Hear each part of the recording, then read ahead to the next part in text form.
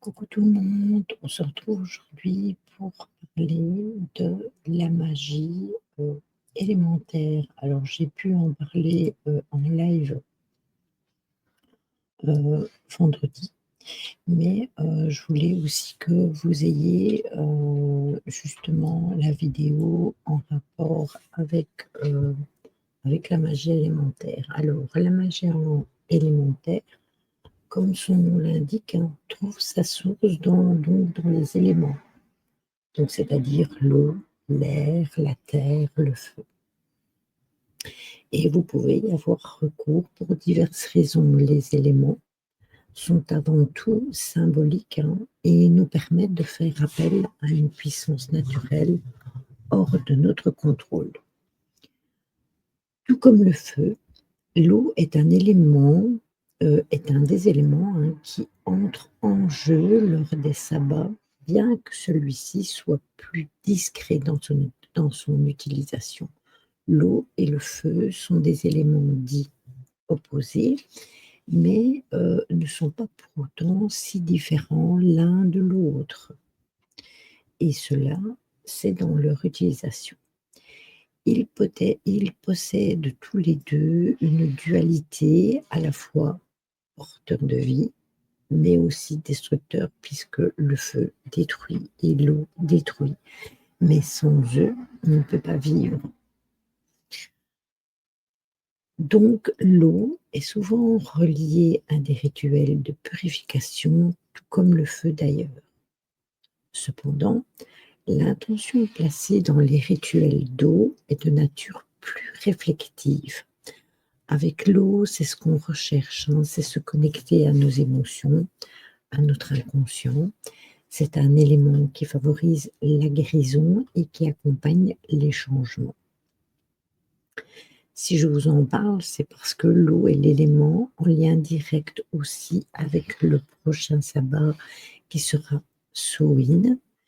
Celui qui le précède est Mébon et celui qui suit Samhain est Yule. Ça, je vous invite à me suivre sur Twitch. Je parle régulièrement du sabbat, même si j'en parle ici aussi sur la chaîne YouTube. Et vous pouvez retrouver toutes les explications dans mes blogs que vous trouverez dans les liens ici sur la chaîne. Alors, quand utiliser l'eau? Parce qu'il faudrait savoir quand même quand l'utiliser. Alors, ce qui est fabuleux avec l'eau, c'est que vous pouvez vraiment l'utiliser tous les jours avec facilité. Vous pouvez la boire, vous immerger dedans, la laisser couler sur votre peau, la mettre dans un récipient, la mélanger avec un autre élément, la transformer. Les choix sont donc vastes. L'eau peut être trouvée sous de nombreuses formes telles que la vapeur ou la condensation, mais ne vous bornez pas à sa forme liquide. Si elle ne vous convient pas, elle ne sert à rien. Son action première, c'est la guérison. D'ailleurs, j'ai souvent parlé des douches qui pouvaient vous aider à vous purifier, mais aussi à vous guérir.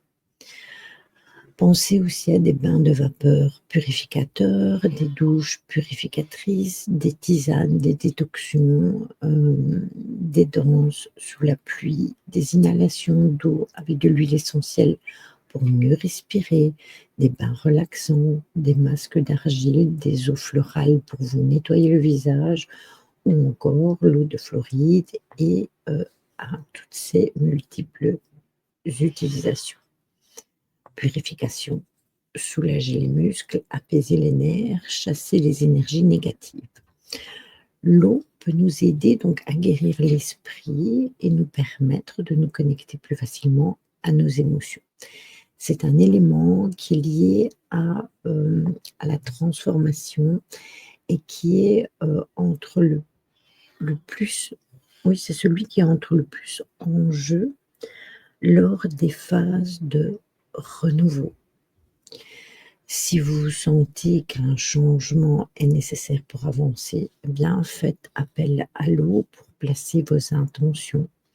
Vous pouvez par exemple placer vos intentions en mélangeant dans une tasse de tisane ou en y versant, heu, un verre d'eau. Vous pouvez mettre cette intention avant de la boire. Sa seconde utilisation est celle qui vous semblera peut-être la plus évidente, c'est la purification au sens large du terme. Vous pouvez l'utiliser pour vous laver, mais aussi pour favoriser le laisser-aller. Lorsque des pensées vous parasitent l'esprit et que vous avez des blocages qui se font ressentir, rien n'est plus efficace qu'une douche pour se relaxer et laisser partir tous ces problèmes. L'eau chaude aidera à relaxer le corps et par conséquent votre esprit.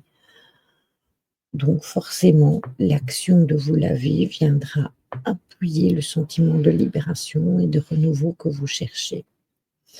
Dans un tout autre registre, très pragmatique lui aussi, l'eau sert à nettoyer vos espaces et les objets du quotidien. Rien ne vous empêche de concocter un mélange floral ou avec des huiles essentielles pour ajouter un peu de magie à vos tâches ménagères. Vous pouvez y rajouter plein de choses. Moi, ça m'arrive même d'y rajouter de la cannelle. Vous pourriez, par exemple, mettre au point une eau de protection pour nettoyer vos sols et un spray assainissant pour purifier les pièces de la maison ou de votre bureau. Et la dernière utilisation dont je vous parlerai sera la divination. Il existe de nombreux moyens de divination et en lien direct avec l'eau. Comment lire l'avenir dans les feuilles de thé ou dans le marc de café? Le pendule qui est directement inspiré des baguettes de sourcier ou encore de la scrutation. La scrutation, qu'est-ce que c'est? Elle consiste à observer une parcelle d'eau afin d'y déceler des messages, formes ou symboles, un peu comme on pourrait le faire dans une boule de cristal. Vous pouvez essayer, vous verrez, hein, c'est pas très compliqué. Heu, vous remplissez un bol d'eau et prenez plutôt un récipient foncé afin de pouvoir avoir un reflet plus net. Et puis pour la suite, hein, vous vous concentrez sur l'eau et vous tentez de faire le vide dans votre esprit et voyez si une image ou un symbole vous apparaît, tout simplement. On fait ça aussi dans la TCI Water, au niveau du paranormal. On remplit un bol d'eau et on regarde ce qui se passe dans ce bol d'eau et on prend régulièrement des photos et parfois, on peut y voir des visages divers et variés. Même si cette pratique est controversée, elle est intéressante malgré tout. Les correspondances sont à la fois pratiques et importantes lorsqu'on cherche à réaliser un sort ou qu'on souhaite mettre en place un rituel. Dans ce cas ici précis, et bien, vous pouvez, associer l'eau au printemps car, heu, il y pleut souvent et que c'est vraiment quelque chose dont on ne parle pas nécessairement. Aussi en automne, hein. Suivez votre instinct parce que, ce sont vos intentions qui vont compter avant toute chose. Alors, vous avez différentes eaux et ça, c'est bien d'en parler aussi. Vous avez l'eau de la pluie, l'eau de l'orage, l'eau d'un puits, l'eau provenant de rivières, d'océans, de mers, de robinets et cetera. Pour chaque eau, il existe une multitude de correspondances qui sont toutes différentes. Par exemple, l'eau d'un orage sera chargée de puissance et on peut s'en servir pour renforcer des sorts et elle peut être utilisée pour des rituels de motivation, pour vous donner un coup de boost dans votre motivation. Tout cela est d'abord une question de bon sens. Par exemple, si vous vous demandez à quoi pourrait servir l'eau provenant de la fonte des neiges, eh bien, il vous suffit de penser à la symbolique de sa couleur, c'est-à-dire le blanc. Le blanc, synonyme de pureté. Et d'où elle vient? Elle passe de l'état de la glace à l'état liquide, donc à la transformation.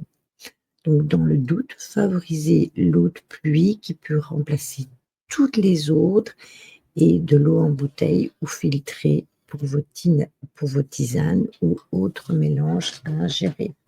D'ailleurs, rappelez-vous, hein, dans les rituels de pleine lune, je vous invite régulièrement à faire de l'eau de lune parce qu'elle peut être utilisée pour vous, pour boire, pour vos plantes, pour mettre dans votre bain. Vous pouvez aussi faire des intentions en y mettant certaines fleurs comme la rose pour obtenir de l'eau de rose, du bleuet, des pierres, etc., etc. Maintenant, nous allons parler de la magie élémentaire du feu. La magie élémentaire du feu, vous le savez, hein, le feu a son importance dans la célébration des sabbats, à la fois parce qu'il représente le soleil dans le cycle saisonnier, mais également parce que c'est un vecteur, tout comme l'eau, de purification. On en parlait tout en début de vidéo. Il est assez fréquent de retrouver des rituels et des traditions autour de l'événement, heu, comme Yule, par exemple, avec sa bûche et les rituels de bannissement de Samhain et pour cela, on utilise le feu.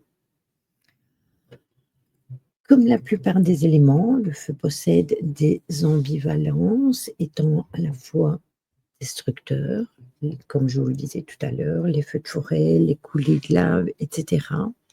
Et aussi qui ont un pouvoir créateur. Par exemple, les flancs de volcans sont toujours les plus fertiles, le feu de la forge, etc., etc. On va donc pouvoir faire appel à lui à des fins de vengeance, dans des rituels de retour à l'envoyeur, des rituels de bannissement ou de défense. Attention, malgré tout, parce que les énergies qu'on envoie nous reviennent d'une façon ou d'une autre. Donc je favorise toujours des rituels et des sorts bienveillants ou du moins des sorts protecteurs parce que je pense que se nourrir de mauvais sentiments ne peut qu'entraîner des catastrophes. Donc si vous êtes dans le même état d'esprit que moi, utilisez plutôt le feu pour vous protéger ou pour bannir vos propres penchants négatifs ou des mauvaises habitudes. Bien souvent, lors de certains rituels, on peut écrire ce que l'on ne veut plus en pratique d'habitude et le brûler. Eh bien, c'est une façon de se débarrasser d'une mauvaise habitude. Dans un esprit similaire, le feu est un synonyme de purification et vous pouvez également vous concentrer sur la flamme d'une bougie afin de faire le vide dans votre esprit. Vous pouvez aussi purifier vos espaces par la fumigation. Vous avez l'encens, vous avez la sauge, vous avez, allez, celui que je n'aime pas, le palo santos. Il y a plein de choses que vous pouvez faire au niveau de la purification par le feu. L'énergie du feu est également utilisée pour symboliser la passion et l'amour, les repas aux chandelles par exemple. Et vous pouvez l'utiliser pour canaliser vos propres passions ou au contraire, hein, la déchaîner afin d'obtenir quelque chose qui vous tient à cœur et concrétiser vos ambitions. L'énergie du feu peut également être invoquée dans des rituels liés au courage, à la créativité et c'est l'élément à utiliser dans des rituels de prise de décision parce qu'il aide à rester fort et à rester motivé.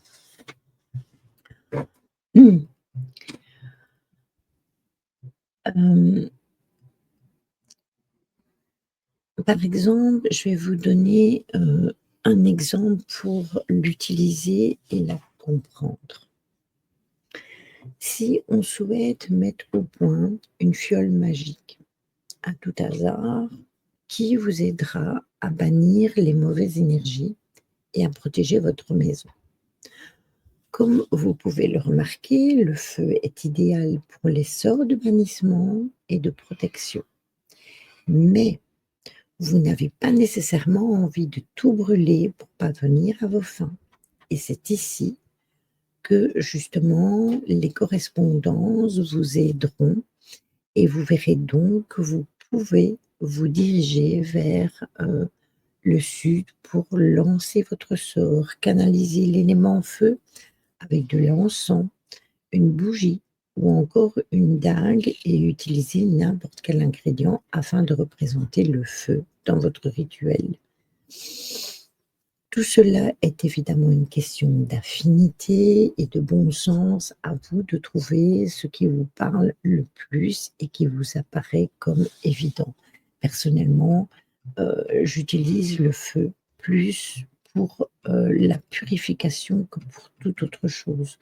Je suis plus en phase avec l'élément de l'eau pour, heu, pour tout cela. Je vous mettrai, chaque fois les tableaux pour que vous voyez, les coordonnances. Alors, la magie élémentaire de l'air. Là, on revient sur autre chose. Sachez que s'il y a bien un élément très compliqué à appréhender, bien plus que les autres, c'est l'air. C'est un élément qui est insaisissable et invisible, qu'on ne peut pas dompter, mais sans lequel on ne pourrait vivre parce que, malgré tout, on respire et sans l'air, il y aurait pas de possibilité.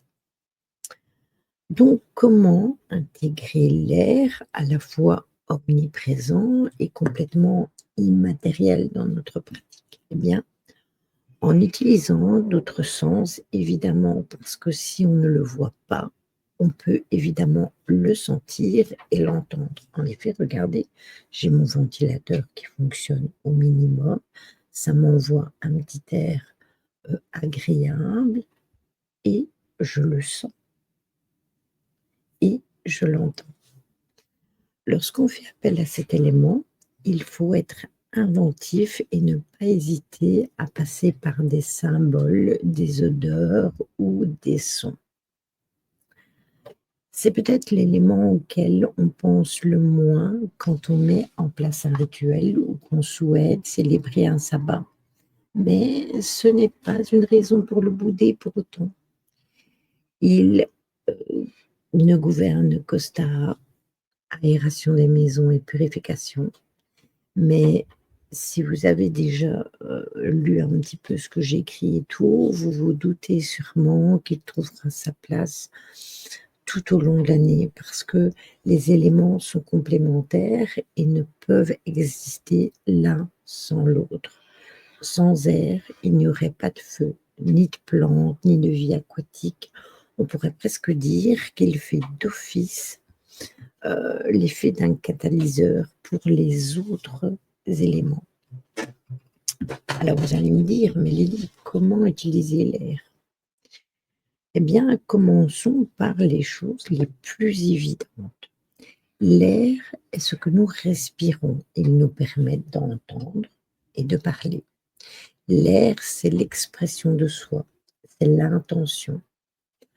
On l'utilisera donc presque tout le temps dans nos pratiques, que ce soit au moment de placer une intention, de formuler un souhait, de lancer un sort ou encore de préparer un espace propice à la concentration. L'air est souvent associé à la sphère mentale, à l'intelligence, aux pensées, qui sont également une partie importante de ces choses qui sont insaisissables. Le meilleur exemple de l'utilisation de l'air, c'est la méditation qui combine la pensée et la respiration. C'est une action physique tournée vers un but mental, qu'il soit émotionnel ou spirituel ou même intellectuelle. À chaque fois qu'on souhaite projeter une idée, communiquer un souhait ou manifester une intention, c'est à l'air qu'on fait appel parce qu'il est le médium par lequel passent les énergies. Les manières les plus classiques pour y faire appel sont l'utilisation d'encens pour la fumée et la cloche pour le son. Mais il existe aussi, par exemple, le bol tibétain pour le son. Il y a plein d'alternatives. Justement, je vous parlais de méditer, mais rien ne vous empêche de faire du yoga ou de danser ou tout simplement vous poser à l'extérieur et de respirer l'air et de le sentir, vous caresser la peau, d'écouter le vent, de regarder le ciel et les nuages ou encore de chanter. L'air symbolise la liberté et l'innovation. Il ne tient plus qu'à vous d'y faire appel à votre propre façon. C'est propre à chacun, hein. Il n'y a pas vraiment de thématique, hein, pour le faire. Moi, je vous donne des conseils et je vous donne les explications, mais après, pour le reste, c'est à vous de le mettre en place. L'air est un élément qui va transporter nos souhaits, nos énergies et nos mots. On en retient quand même des choses importantes parce que vous avez l'idée du voyage, de mouvement dont on parlait tout à l'heure et c'est un élément utilisé pour accompagner les changements, les moments clés d'une vie, les nouveaux départs, les déménagements, les décès, les naissances. C'est à lui qu'on fera appel pour purifier un nouvel espace, par exemple, quand on déménage, quand on a fait des travaux ou qu'on investit une pièce dans une nouvelle utilité ou quand on a tout changé dans une pièce, eh bien, on purifie notre espace. Pour y arriver, on peut faire appel au son, à la musique ou tout simplement au vent qui n'a jamais été revigoré par un bon bol d'air frais, comme quand on va à la mer du Nord, par exemple, bien revigoré. Ou qui n'a jamais été apaisé par le son d'un rire ou d'une voix, parce que il est porté aussi par l'air. Les correspondances sont à la fois pratiques et importantes lorsqu'on cherche à réaliser un sort ou qu'on souhaite mettre en place un rituel. Je vous livre aussi, encore une fois, le tableau. Je pense que le plus simple lorsqu'on veut faire appel à l'air, c'est de l'écouter et de le ressentir. Il est assez facile à écouter le vent, de le sentir sur notre peau ou de placer un carillon près de la fenêtre et de se concentrer sur ce que l'on entend afin de placer nos émotions, bien évidemment. Ce n'est pas l'unique façon, hein, mais moi j'aime bien cette pratique. On peut aussi passer, comme je vous le disais tout à l'heure, par l'encens, par les parfums, par la fumigation. Hem, Par exemple, vous pouvez mettre une mini fiole diffuseuse dans votre hôtel qui vient à la fois représenter l'air et l'eau et on fait brûler de l'encens en se concentrant sur la fumée et l'odeur qu'il dégage. On le ressent au fond de nous et là, on va tirer nos cartes ou nos runes ou quoi que ce soit. Si vous voulez quelque chose de plus concret, pour matérialiser l'élément, eh bien, je vous conseille de partir à la chasse de plumes qui représente l'envol et le mouvement, d'utiliser une clochette ou un petit balai de sorcière et les options sont nombreuses et ne manquent pas. Tout ce qui vous reste à faire, c'est d'être audacieux ou audacieuse. Et la dernière partie de la magie élémentaire dont je vais vous parler, on va parler maintenant de la terre. Le temps est venu donc de parler de cet élément au centre de toute chose, celui qu'on retrouve partout et dans chaque pratique et qu'on oublie pourtant si souvent d'honorer. C'est la terre. C'est l'élément qui matérialise nos sorts et nos intentions et qui nous permettent de rendre les choses un peu plus concrètes. De prime abord, c'est un élément qui semble un peu moins séduisant que le feu et l'eau. Et pourtant, il est primordial. La terre, c'est avant tout l'essence de la vie naturelle, tout comme l'eau est le sang de la vie.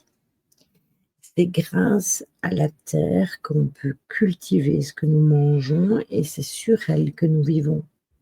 Comme son attribut principal, hein, la stabilité nous le prouve, la terre, c'est la base de tout. Au niveau des sabbats, c'est Imbolc que la terre, c'est Imbolc qui est le plus relié à la terre parce que c'est le sabbat où on célèbre le retour de la lumière et durant lequel on commence à préparer le printemps. C'est une période où la terre recommence à verdir et où on se réveille après un sommeil hivernal. La terre est l'élément parfait pour les sorts pour lesquels on souhaite prendre le temps, car il est associé à l'endurance, à l'ancrage, à l'engagement. Et lorsqu'on souhaite canaliser son élément, il faut se rappeler ce qu'il représente et comment il se manifeste au jour le jour. Visualiser les montagnes, la roche, les sols, les forêts, les potagers. Tout cela ne s'est pas formé du jour au lendemain et leur transformation se produit lentement, mais sûrement. Un sort qui me rappelle particulièrement lorsqu'il s'agit de faire appel à la terre, c'est celui qui me permet de me rendre plus patiente. J'ai souvent tendance à réagir à l'instinct, à la pulsion, et parfois j'ai besoin de prendre du recul et de peser le pour et le contre, voire de mieux profiter de l'instant présent. Le plus simple à mettre en place, c'est d'écrire sur une feuille d'arbre ou toute autre composante biodégradable, ce qu'on souhaite développer sur le long terme et l'enterrer dans une forêt, dans un parc, dans un jardin.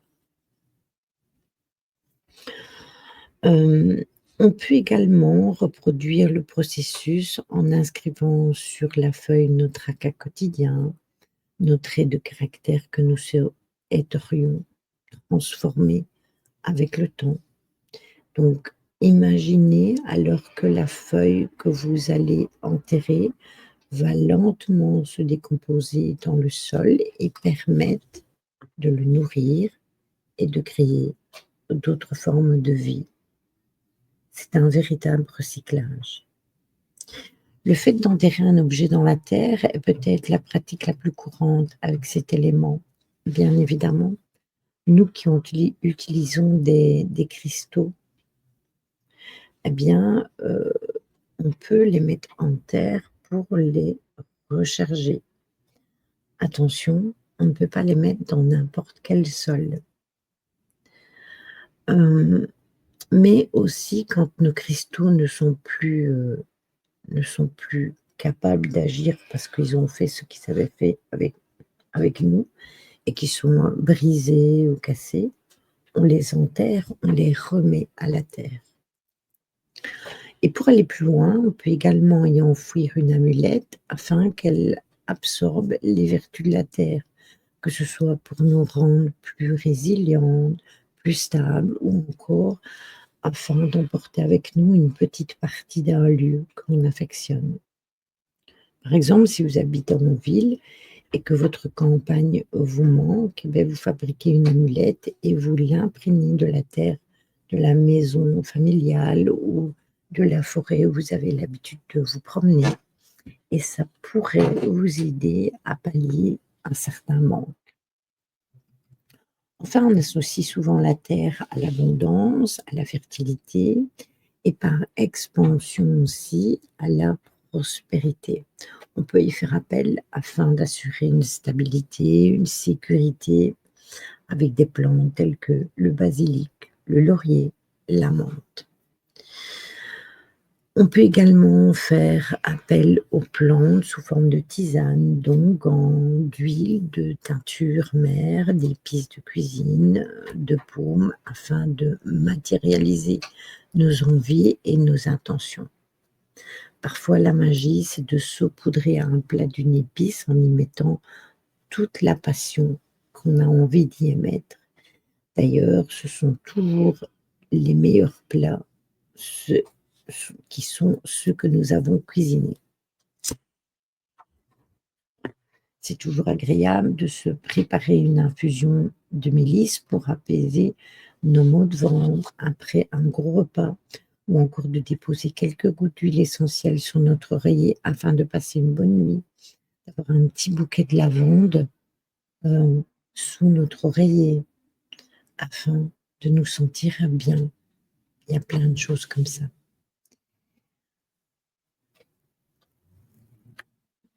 Les correspondances sont à la fois pratiques et importantes lorsqu'on cherche à réaliser un sort ou qu'on souhaite mettre en place un rituel. Je vous lis vite fait, euh, comme d'habitude, hein, des petites idées. Toutes les pratiques sont différentes et si pour vous la meilleure représentation de la terre est une graine germée, un caillou ou une plante en particulier, foncez. Regardez, moi sur mon autel, j'ai une pierre d'ancrage qui est un fossile. Le plus important est de réfléchir à pourquoi ce que vous allez utiliser représente la terre. Quel est le processus, par exemple? Pour moi, ce sont les couleurs vertes et les couleurs brunes qui représentent le mieux cet élément parce que je les associe à la forêt. Je lui prête donc des vertus telles que l'abondance et l'ancrage parce que les promenades en forêt nous ressourcent, mais me ressourcent également et m'apaisent. Si par exemple votre dada c'est la montagne, eh bien vous pourriez plutôt l'associer à d'autres nuances et y penser en tant qu'élément robuste et stable. Tout est une question de perception et d'affinité. Donc je vous conseille toujours de fonctionner à votre intuition. Donc si quelque chose ne vous semble pas approprié, ne forcez pas, ne vous forcez pas à l'utiliser. Donc voilà, j'espère que cette vidéo va vous aider. Je vais vous mettre les tableaux des éléments afin que vous puissiez les consulter. Je ne les mets pas en milieu de vidéo, je les mets tous les quatre à la fin. Ainsi, vous pouvez stopper, mettre pause et les avoir en plein écran. Et sinon, moi, je vous souhaite un bon dimanche, passez une bonne journée, une bonne soirée et un bon début de semaine. Je vous fais des bisous. Ciao, ciao. Et n'hésitez pas non plus à rejoindre la chaîne Twitch pour les lives. Des bisous tout le monde. Ciao, ciao.